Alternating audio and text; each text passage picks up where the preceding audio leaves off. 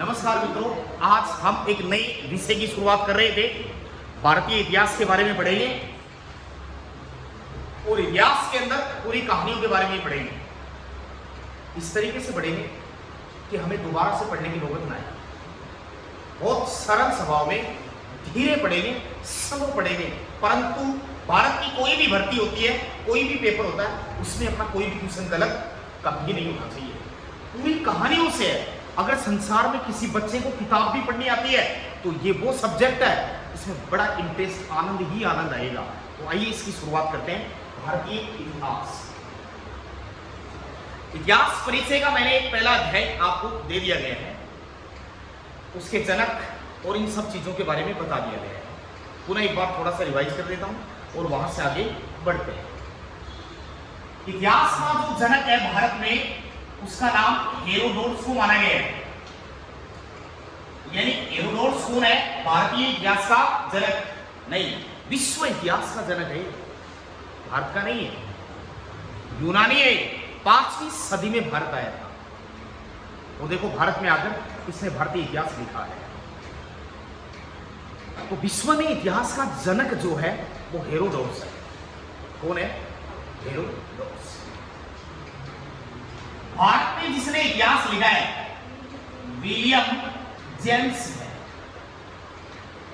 William James ने भारत का इतिहास लिखा है और बिल्कुल क्रमबद्ध लिखा। तो भारतीय इतिहास का जनक यदि हम किसी को कहते हैं, विलियम जेम्स को कहते हैं। परंतु भारतीय शास्त्र के अनुसार यदि हम इतिहास का जनक कोई मानते हैं तो महर्षि वेदव्यास को मानते हैं। महर्षि वेदव्यास। भारतीय इतिहास के दो जनक हैं। एक तो शास्त्रीय जनक है, इसने वेद लिखे, उसने लिखे नहीं है, संकलन किया। महर्षि कृष्ण देवपायन वेदव्यास। वेदव्यास ने वेदों के बारे में बताया, वो भी एक इतिहास का एक भाग है। इसलिए भारतीय इतिहास का जनक हम कभी कभार वेदव्यास को भी कह देते हैं, पर सही नहीं है। भारत का इतिहास जिस आदमी ने क्रमबद्ध लिखा है वो आदमी विलियम जेम्स है। और दुनिया का इतिहास जिसने लिखा है उस आदमी का नाम हेरोडोटस है, जो यूनान देश का रहने वाला है। 5वीं सदी में भारत आया और इसी हेरोडोटस ने जो किताब लिखी थी उसका नाम है हिस्टोरिका। और इसी हिस्टोरिका के आधार से हम हिस्ट्री कहते हैं, क्योंकि ग्रीक भाषा है और ग्रीक और रोमन में थोड़ा सा अंतर है, ज्यादा नहीं है, थोड़ा ही है। तो इसे क्या कहते हैं हम? हिस्टोरिका से ही इतिहास यानी हिस्ट्री बने। इतिहास के भाग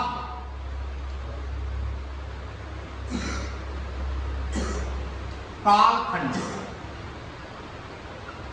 या फिर इसके इतिहास को हम 3 बड़े भागों में बांटेंगे। नंबर 1, सबसे पहले प्राग ऐतिहासिक काल।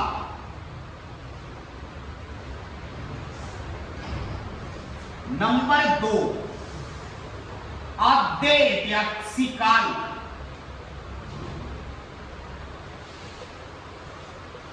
नंबर 3, ऐतिहासिक काल। ये 3 भागों में इसको तोड़ दिया गया है, बांट दिया गया है। आइए जानते हैं कि प्राग ऐतिहासिक कौन सा काल है, आद्य ऐतिहासिक कौन सा काल है, ऐतिहासिक कौन सा काल है। इतिहास के कुछ पन्ने ये दर्ज करते हैं कि अज्ञात काल या फिर 8000 ईसा पूर्व से 4000 ईसा पूर्व तक का जो पीरियड है वो आद्य ऐतिहासिक काल है। अज्ञात काल, जिसके बारे में कोई जानकारी नहीं, पता ही नहीं है, वहां से लेकर अप्रोक्सीमेट, अनुमानित है, काल्पनिक है, वास्तविक नहीं है, हम इसे वास्तविक नहीं कहते। 4000 ईसा पूर्व से 2500 ईसा पूर्व।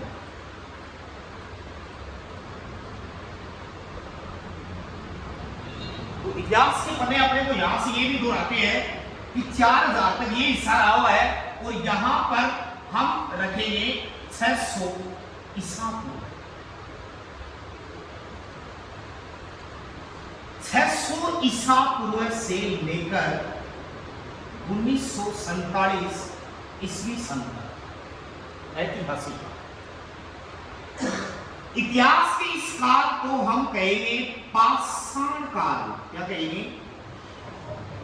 पाषाण माने होता है पत्थर।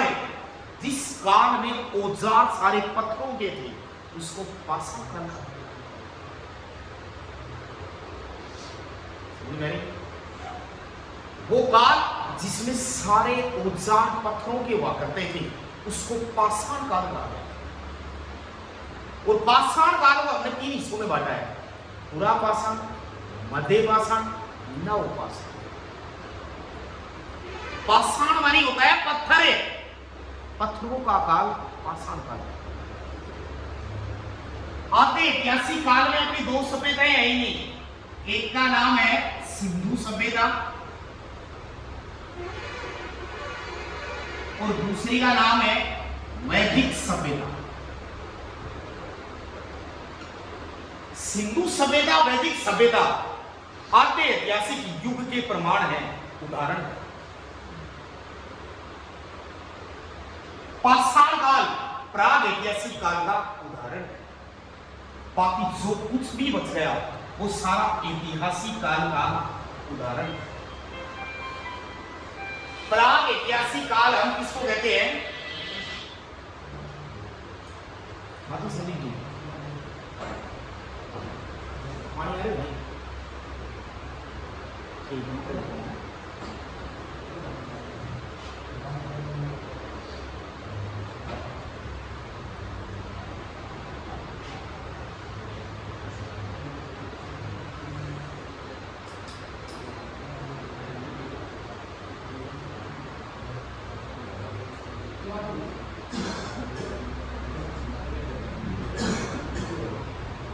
मैडम पानी आ रहा है, पानी लगा के मोटर चलाते, पानी आ रहा है मोटर चलाते आप स्पीड से आ रहे हो ठंडे की।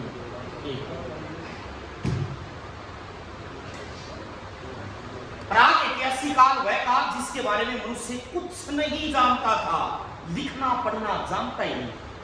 आते ऐतिहासिक काल जिसके बारे में मनुष्य लिखना जानता था।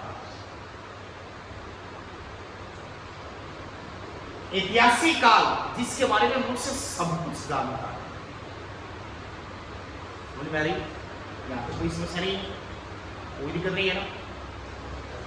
इतिहास को हम 3 बड़े भागों में बांटेंगे। तो हम यहां से लेंगे इतिहास का विभाजन।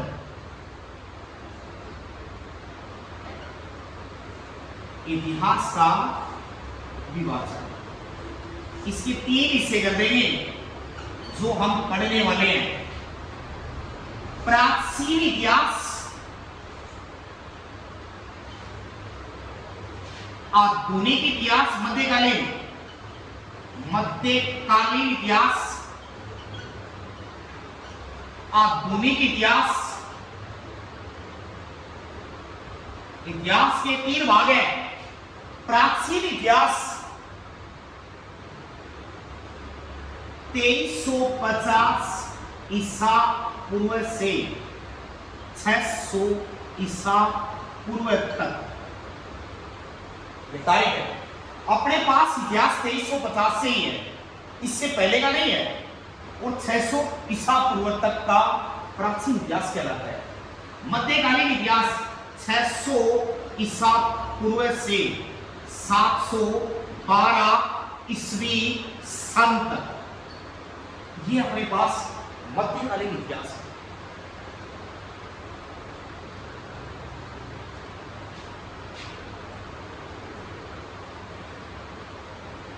प्राचीन इतिहास का जो डिटेल डालेंगे हम वो 600 ईसा पूर्व से 712। यहां पर थोड़ा सा करेक्शन, क्योंकि सिंधु सभ्यता, वैदिक सभ्यता तो अपनी आद्य ऐतिहासिक युग की है, ये तो इस युग में आई है। यहां से है 600 ईसा पूर्व से 2500 ईसा पूर्व से 600, ये है इसमें 612 से 712 और 712 से 1707, 600 ईसा पूर्व से 712 ईस्वी सन, 712 ईस्वी सन से 1707 ईस्वी सन, 1707 ईस्वी सन से 1947 ईस्वी सन, ऐसे बताना भारतीय इतिहास। यानी ये इतिहास का क्या माना गया है? विभाजन माना गया है। तो सबसे पहले तो आप इसको चार्ट को उतार दीजिए। उतारा हुआ है क्या सबका? पहले लिखवा दिया था ना यहाँ पर, कोई समस्या नहीं है ना। आगे चलें, मिटा दें इसको।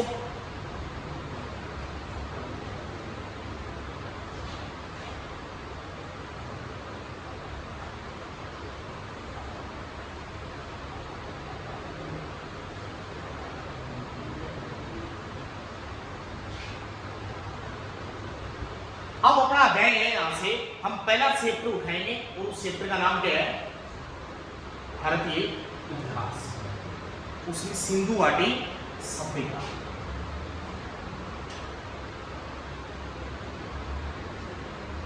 सिंधु घाटी सभ्यता,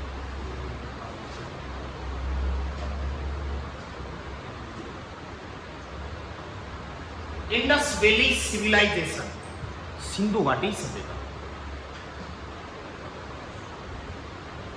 इतिहास को मैं शुरू करने से पहले आपको कुछ 4 लाइनें बताता हूं, थोड़ा सा एक्टिव होकर वो सुनिए। और हमें इतिहास की शुरुआत करनी है पहले से।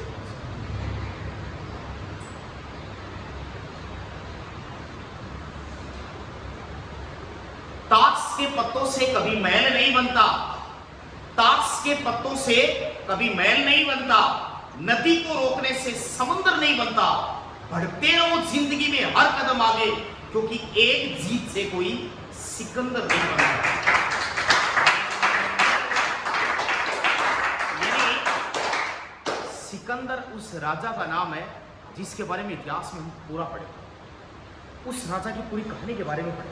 तो आइए, सिंधु सभ्यता का कालखंड रहा हुआ है 2350 ईसा पूर्व से 1750 ईसा पूर्व तक। ये लगभग ठीक प्रमाणिक तिथि मानी गई है। आगे चर्चा करेंगे इसके कालक्रम को लेकर। हालांकि सारे विद्वानों ने अलग अलग अपने अपने तरीके से इतिहास के सिंधु सभ्यता का कालक्रम है उसके बारे में अलग अलग बातें की। सबसे पहले इस सभ्यता को समझना बहुत जरूरी है। यदि हमने इस सभ्यता को मानचित्र के जरिए ठीक समझ लिया तो ये समझ लेना हम पूरी सभ्यता को मुख्य जबानी याद रख लेंगे, कहीं कोई समस्या नहीं आएगी।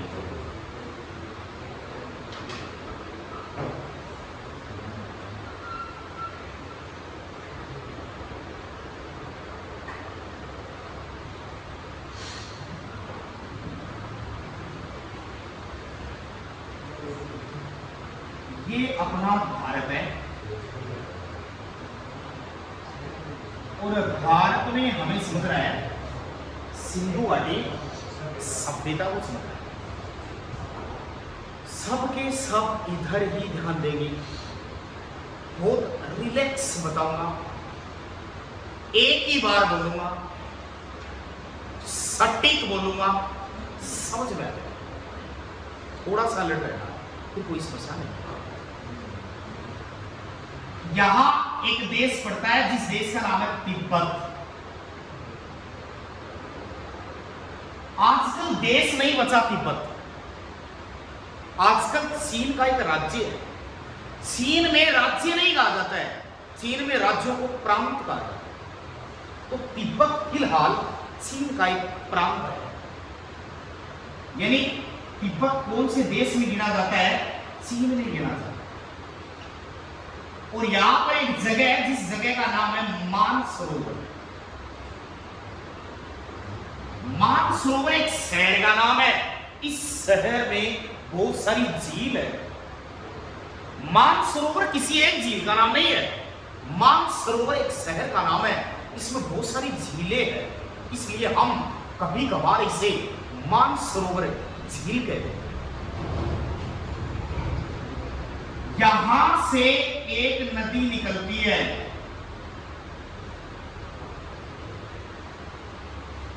और उस नदी का नाम ही है सिंधु नदी। समझ में आ रही? उस नदी का नाम क्या है? सिंधु नदी। ये नदी जम्मू कश्मीर में लद्दाख से जम्मू कश्मीर जाएगी और यहां से पास होती हुई अरब सागर में गिरेगी।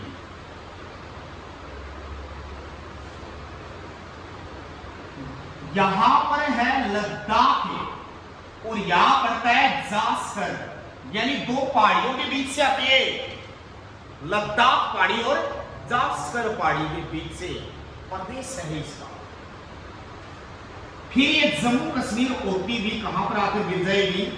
अरब सागर में गिर जाएगी। ये अरब सागर। इस नदी की कुछ सहायक नदियां हैं। एक यहां से इस तरीके से आएगी जिसका नाम है झेलम है, एक ये आएगी जिसका नाम है चिनाब है, एक ये आएगी जिसका नाम है रावी, एक ये आएगी जिसका नाम है व्यास, और एक यहां से आएगी जिसका नाम है सतलज, और आकर सिंधु में मिल जाएगी। झेलम, चिनाब, रावी, व्यास, सतलज सिंधु की सहायक नदियां हैं। नदियों के पाठ में पढ़ेंगे नदी के बारे में, यहां पर अपने को समझना बहुत जरूरी है। प्राचीन काल में मनुष्य की उत्पत्ति के दो सिद्धांत माने गए। शास्त्र ये कहता है कि मानव की उत्पत्ति ब्रह्मा जी ने की है, इसलिए सरस्वती का रचयिता ब्रह्मा जी है। पर शास्त्र की बात को समाज के व्यवहार में प्रमाणिक मानते हैं, उस तक वह पाठ्यक्रम परीक्षाओं की दृष्टि से कमजोर मानते हैं। वैज्ञानिक सिद्धांतों में जिस वैज्ञानिक ने मानव की उत्पत्ति का सिद्धांत दिया है, उस वैज्ञानिक का नाम चार्ल्स डार्विन है। डार्विन ने एक किताब लिखी थी, द डिसेंट ऑफ मैन। मानव की जो उत्पत्ति है उसके लिए एक किताब में सिद्धांत दिया है। डार्विन ये कहता है कि मनुष्य की उत्पत्ति बंदर से हुई है। रामाफिथेक्स नाम का बंदर मानव बन गया था। एस्ट्रोलोपिथेक्स वो बंदर है जिसने बड़े शिकार किए, जो मनुष्य था। होमो इरेक्टस वो बंदर की प्रजाति है जिसकी रीढ़ की हड्डी सीधी हो गई थी। आज का जो मनुष्य है वो होमो सेपियंस बंदर है। क्या कहा गया है? होमो सेपियंस बंदर है, जो आधुनिक मानव है। 1450 सीसी जिसका दिमाग है, उसमें हम गिने जाते। तो डार्विन ये कहता है कि बंदर से मानव की उत्पत्ति हुई है और ब्रह्मा जी सृष्टि का रचयिता माना गया। प्राचीन काल में मनुष्य क्या करता था? जंगलों में घूमता था, जीव जंतुओं को खा जाता था, शिकार करता था। इतिहास के कुछ पन्ने हैं वो ये बताते हैं कि बंदरों के एक मानव प्रजाति ने शिकार करना शुरू किया, तो उसने पत्थरों के औजार बनाए थे, तो पत्थर से पत्थर को फेंका और टकराया। दो पत्थर के टकराने से जंगल में आग लग गई और जो पक्षी उड़ सकते थे वो तो उड़ गए, पर जो उड़ नहीं सकते वो जल गए। मनुष्य ने क्या किया? पका हुआ मांस खाना शुरू कर दिया, क्योंकि वो जले हुए जानवर उसने खाए, उसे कच्चे मांस से अधिक इंटरेस्ट आया। जब सभी पशु पक्षी जीव जंतु भोजन कर लेते तो उसके बाद पानी पीने के लिए किसी नदी के किनारे ही जाते थे। मनुष्य ने धीरे धीरे अधिगम कर लिया कि हम पानी से दूर नहीं जा सकते, इसलिए उसने रहना सहना, मकान, भवन, बिल्डिंग, झुग्गी झोपड़ियां सबसे पहले नदी के किनारे ही बनाई थी। इस सिंधु नदी के किनारे समस्त भारतीयों ने अपने अपने रहन सहन के लिए नगर बसाए। एक दिन होता क्या है कि इस नदी में भीषण बाढ़ आती है और वो सारे डूब जाते हैं। और डूब करे। हेलो, हाँ संदीप,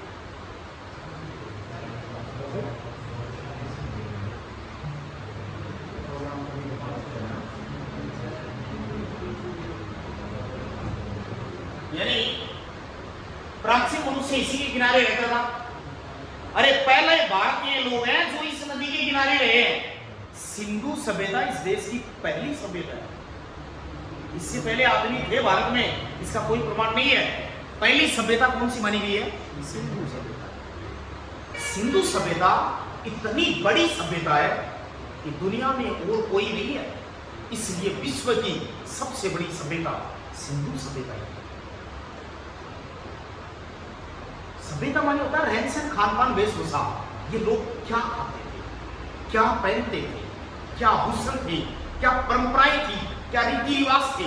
आइए इन सब चीजों के बारे में पढ़ना है। हमें एक समाज के बारे में पढ़ना है जिसकी चर्चा हम आगे करें। समझ गई? तो सबसे पहले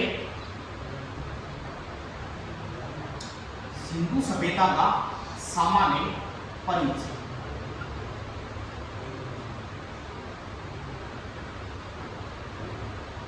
क्या हम ये कह सकते हैं यह भारत की पहली सभ्यता है? भारत की पहली सभ्यता है। क्या ये कह सकते हैं यह दुनिया की सबसे बड़ी सभ्यता है? क्या हम ये कह सकते हैं यह विश्व की प्राचीन सभ्यताओं के समकालीन है? यानी दुनिया की जो सभ्यता है, वैसे तो दुनिया की सबसे पुरानी सभ्यता है वो मेसोपोटामिया की सभ्यता है। मेसोपोटामिया इराक का पुराना नाम है। दजला व फेरात नदियों के संगम पर यह सभ्यता विकसित हुई है। इसे दुनिया की सबसे पुरानी सभ्यता माना गया। हालांकि भारत की सबसे पुरानी सभ्यता है वो सिंधु सभ्यता है, और विश्व की सबसे पुरानी है वो मेसोपोटामिया इराक की सभ्यता है। इस सभ्यता के उपनाम क्या है और क्या नाम है इस सभ्यता के? नंबर एक तो हमने लिखाई है सिंधु सभ्यता। नंबर 2, इस सभ्यता में एक धातु मिली है सबसे पहले, कांसा, इसलिए इसको क्या कहा जाता है? कांस्य युगीन सभ्यता। इसी सभ्यता में अपन सबसे ज्यादा नगर मिले हैं, इसलिए इसको क्या कहा जाता है? नगरीय सभ्यता कहा जाता है। इसी सभ्यता में सिंधु सभ्यता हो गया, कांस्य युगीन सभ्यता हो गया, नगरीय सभ्यता हो गया। सबसे पहले हड़प्पा स्थल खोजा गया था, तो हमने इसका क्या नाम रखा? इसे हड़प्पा सभ्यता भी कह सकते हैं। सिंधु घाटी सभ्यता, ये नाम जिस व्यक्ति ने दिया उसका नाम जॉन मार्शल है, जो अंग्रेज है। सर जॉन मार्शल ने इस सभ्यता का नाम क्या रखा? सिंधु घाटी सभ्यता। इस सभ्यता का कालक्रम क्या रहा होगा? तो रेडियो एक पद्धति आती है, रेडियो कार्बन पद्धति है C14। वो कहती है यह सभ्यता 2350 से 1750 ईसा पूर्व के मध्य थी, जो सर्व प्रमाणिक तिथि मानी है। समझ में आ रही है बात? यहां तक कोई दिक्कत नहीं है? यहां तक लिखिए पहले।